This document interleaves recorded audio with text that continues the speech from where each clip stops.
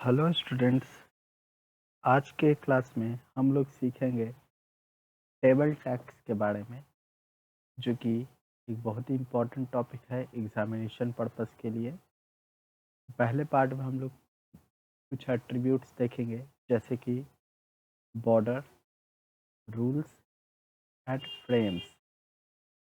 चलिए वीडियो को शुरू करते हैं। मैं सिंपल एक पहले टेबल बनाता हूँ। टेबल के लिए हम लोग नॉर्मली जो एट्रीब्यूट्स है उसको इस्तेमाल कर लेता हूँ। टैक्स को टेबल क्रिएट करने के लिए टेबल टैग का यूज़ करेंगे, और टेबल के बाद हम लोग टी आर रो बनाने के लिए टी आर टैग का इस्तेमाल, और कॉलम बनाने के लिए टी डी टैग का इस्तेमाल करेंगे। तो यहाँ पे मैं 2 रो बनाऊंगा और 3x3 का बनाता हूँ, मतलब 3 रो और 3 कॉलम के साथ।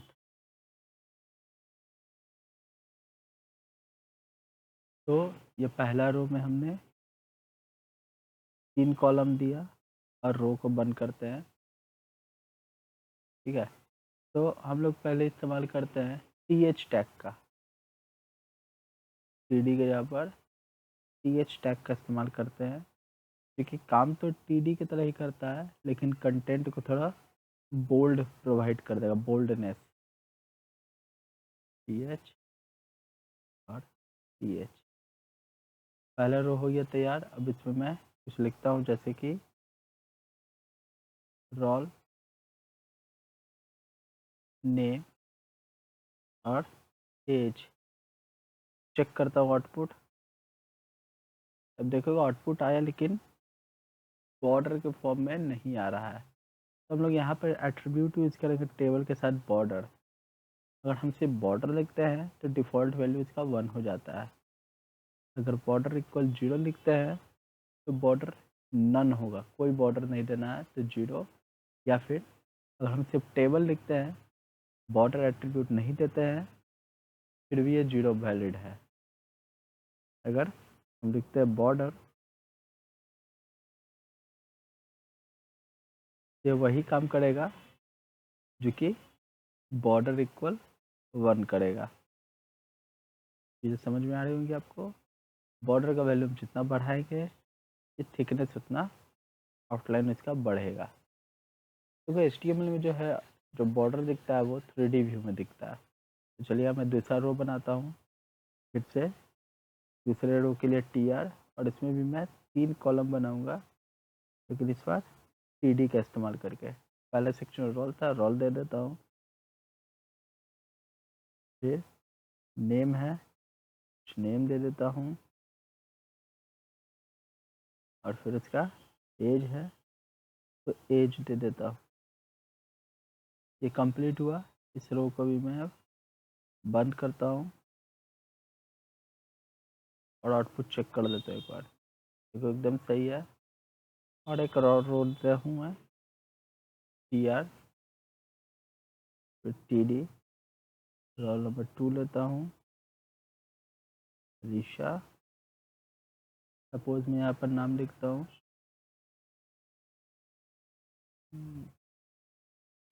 रोल नंबर 2, सॉरी थोड़ा सा एरर हो गया था। टी डी, टी डी, यहाँ पर मैं लिखता हूँ नाम और टी डी, फिर मैं लिखता हूँ एज। T D close. अब यहाँ पे मैं करता हूँ इस रो को भी क्लोज और पूरे टेबल को क्लोज। यानी अब मेरा जो टेबल है वो 3 रो और 3 कॉलम का हुआ। सेपरेट कर देता हूँ, 1 2 और 3। अब मैं यहाँ पर एट्रीब्यूट यूज़ करूँगा। पहले एट्रीब्यूट यूज़ करता हूँ मैं रूल्स। रूल्स के साथ हम कुछ वैल्यू दे सकते हैं, जैसे कि अगर मैं लिखता हूँ नन, तो आउटपुट में होगा आपको कोई भी बॉर्डर इनसाइड बॉर्डर आपको नहीं दिखता नन में, मतलब सारे इनसाइड जो बॉर्डर्स होंगे वो हाइड हो जाएंगे। ठीक है। और अगर मैं लिखता हूँ, पहला तो नन हो गया, दूसरा मैं लिखता हूँ अगर ग्रुप,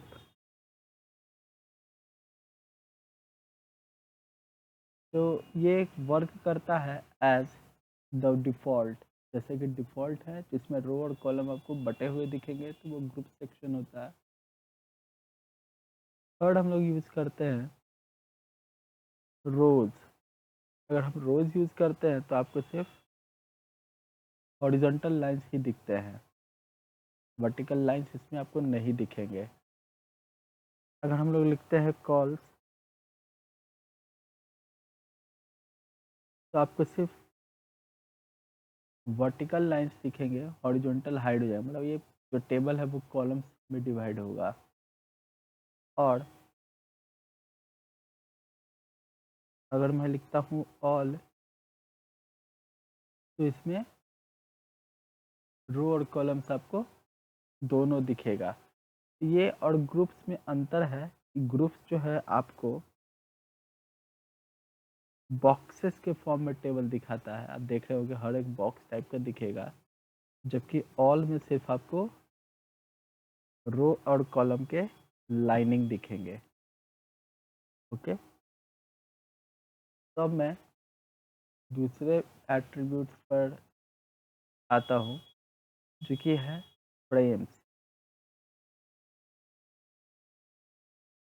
फ्रेम के साथ भी कुछ वैल्यू यूज़ कर सकते हैं, जैसे कि पहला हम यूज़ करेंगे अबव। अबव करने से क्या होगा कि जो टेबल में होगा आप उसमें सिर्फ अबव वाले लाइंस को देख सकते हो। ठीक है। अबव लाइंस करने का मतलब हो गया कि आप यहाँ पे सिर्फ इसी लाइन को देखो, ये अबव में आप देख सकते हो। मैं थोड़ा सा और जूम करता हूँ ताकि चीज़ें आपको और क्लियर हो। आप देख सकते हो सिर्फ अबव में क्या हुआ, एक लाइन अपीयर हुआ है। दूसरा अगर हम यूज़ करते हैं बिलो,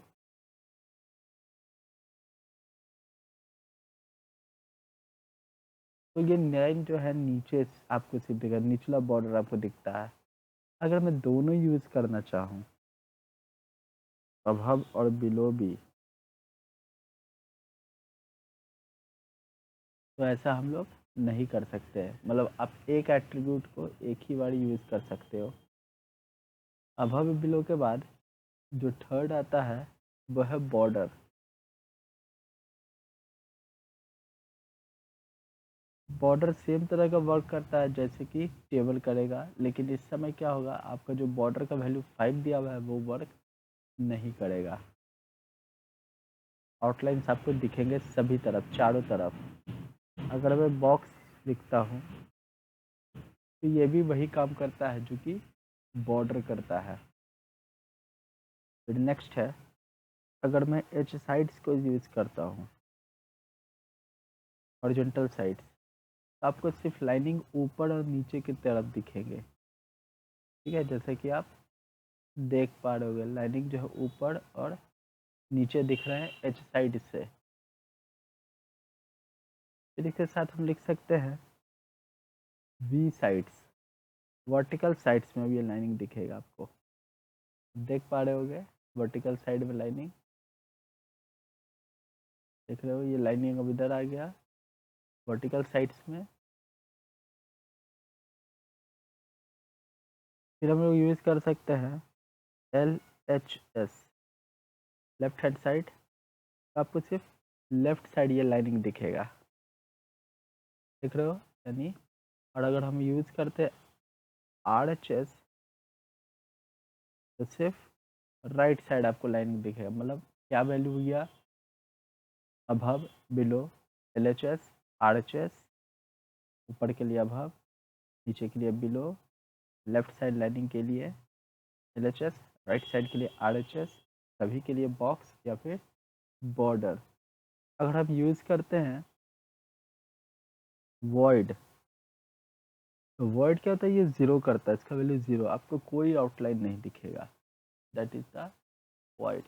इसके साथ हम कुल 9 एट्रीब्यूट्स यूज़ कर सकते हैं। फ्रेम एट्रीब्यूट्स का 9 वैल्यू, 9 तरह के अलग अलग डिफरेंट वैल्यू यूज़ कर सकते हैं, जिसमें above, below, border, box, H sides, LHS, RHS, void और वी साइड्स। बाकी आपको वीडियो में और इसका डिस्क्रिप्शन चाहिए तो आप नोट्स इसका आप डिस्क्रिप्शन लिंक से डाउनलोड कर सकते हो। ठीक है, बाकी वीडियो में हम लोग बहुत जल्दी मिलेंगे। जब तक बाय बाय।